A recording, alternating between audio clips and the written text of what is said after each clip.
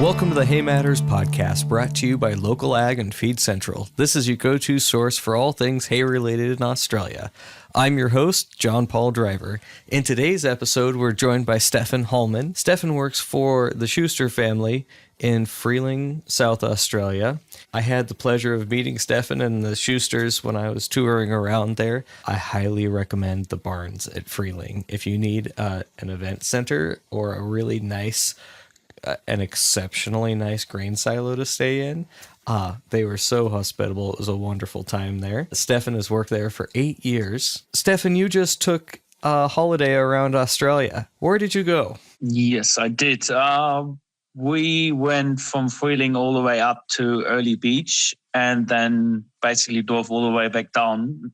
Did around 7,500 kilometers of driving. That's a lot. I think you take holidays the way that I take holidays, going from farm to farm to farm. Most of the time it ends up being a combination between, sort of farming to calling in on different properties and doing a little bit of going to the beach and going to the pub and stuff like that. But yeah, it's usually a good mix.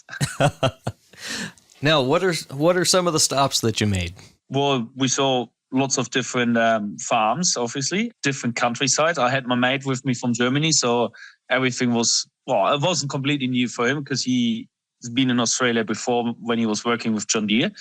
The biggest mind-blowing thing was just to see these different countrysides and going from very dry to really wet and no feed to lots of feed and talking to lots of different farmers with cool ideas, new ideas, and it was like a school trip as well because we learned a lot of things as well just by listening to different farmers with different ideas and different companies we visited. So yeah, it was very nice. Now, you did stop by Feed Central and got to tour their lab. Yes, we did because we've been dealing with them for years. I don't know how many years that they started trading with them before I came to the Schusters. So, and I've known them since. Well, we had to go to Toowoomba anyway because we're using like a grain analyzer from a company which is trading out of Toowoomba as well. And then I thought, well, why not going and knocking on the door from Feed Central and say good day? Take me through that lab tour experience for you. Yeah, it was very interesting to see the whole facility from like where they're doing business because I didn't have any picture or didn't know what they were really doing except just buying our hay. So I had no expectations, so I didn't really know. So that was really good to see that they selling small square beds, round beds out of their shit as well, which is similar to what we do with our Easy Bale stuff here. Mm-hmm. Obviously, they've got all their internet platforms and all that sort of stuff, what they developed and showed us as well. And then, the lab was obviously very interesting too.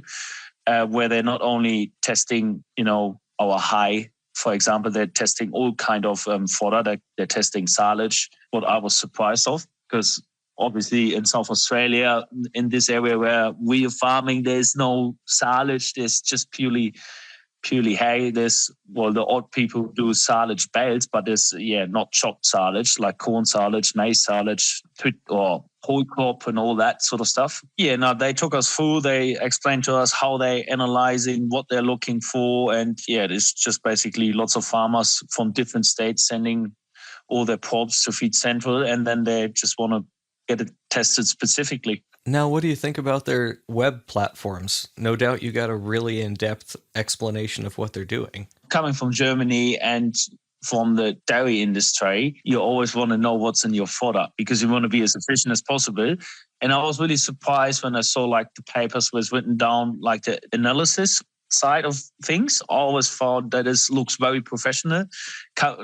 Me coming from Germany, we want to know absolutely everything. Everything, yes. And I always thought first when I came to Australia, it's a bit rough because how they say, if people come and buy your hay, there's certain people they look more for color and they don't really need any analysis and don't really care, but they're not really interested to have analysis as long as the hay looks all right, smells all right, and that's all they care about basically. And I was always like a little bit skeptical because I rather like to know what's in it. What do I get from it?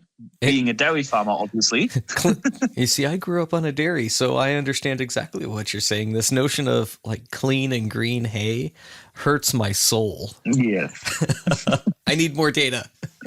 Like I said, I've come across these papers a few times, not a lot because I'm not the one who's usually having these papers in a hand, but I was really surprised about that, how serious they take it and how, precise they work in their lab and, that everything is done properly. Now that's good. Good to see that, there's companies in Australia that are taking that, level of precise and perfection. Mm-hmm. That's really good to see. As you toured around the other farms that you visited, what was something that you learned? It was just interesting. Well, the most interesting thing was to see different seeding technologies and then like how farmers apply chemicals in different ways to others. What they do just in general in different areas with different types of soil to make their soils better and that. Because when we started off, we driven sort of from South Australia to Victoria to in Chuka area. And then we sort of head north, New South Wales to Maui area and then Queensland area up all the way to Mackay and Early Beach. And, it's not only the rainfall, it's like the soil types and everything just varies so much. It's just unbelievable. It goes from sand to black clay soils and then, back to sand. And then it goes to the typical brown, sandy soil. And same as the rainfall. It goes from 150 mil a year, 100 mil a year to above 2 meters or whatsoever. So Yeah. Now, what we learned, it's interesting to see that different farmers, like if they have a disc seeder or a tine seeder, some farmers go and apply the chemicals before the seeder. Other farmers say, no, we've discovered we apply it afterwards because with a disc seeder, it's too dangerous obviously to use it before, but we just wait for rains and apply it afterwards. Then, we've visited some farmers. They did soil improvement with delving, whipping, spading, and all that sort of stuff. That was really interesting to see because, every farmer's got different views and different opinions, even if they do the same thing. Yeah. I reckon the most interesting part or the best thing, what my mate and I said in the farming perspective was to see so many different type of crops in a short amount of time.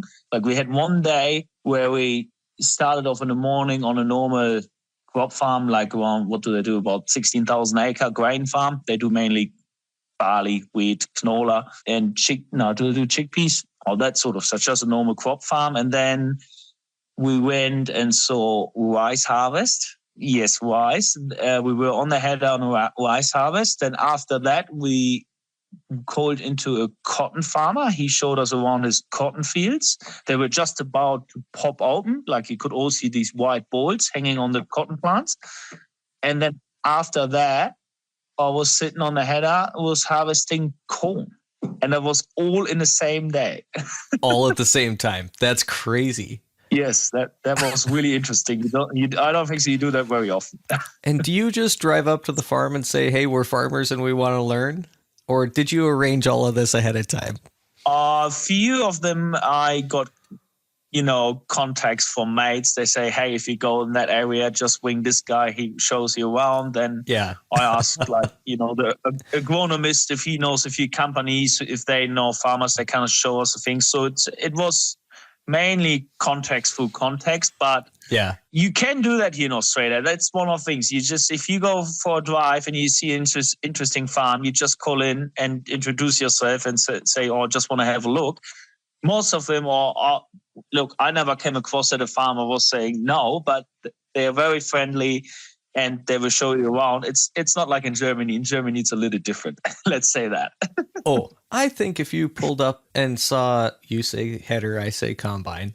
If I saw a combine going and I just pulled up to the edge of the field while they were unloading and I wasn't a disruption to them, that would be acceptable and you could probably get a ride along on the header. You can get around with that in Germany as well. It's just depending where you are, in which area, I guess, because it's not like that the farmers are unfriendly most of the time. It's got a lot more to do, I think they are more cautious what kind of people stopping there and, sort of sniffing around and looking, because there's a lot more, less less space, more people in this country, so there's always more tension with other parties. Yes, I understand the difficulty.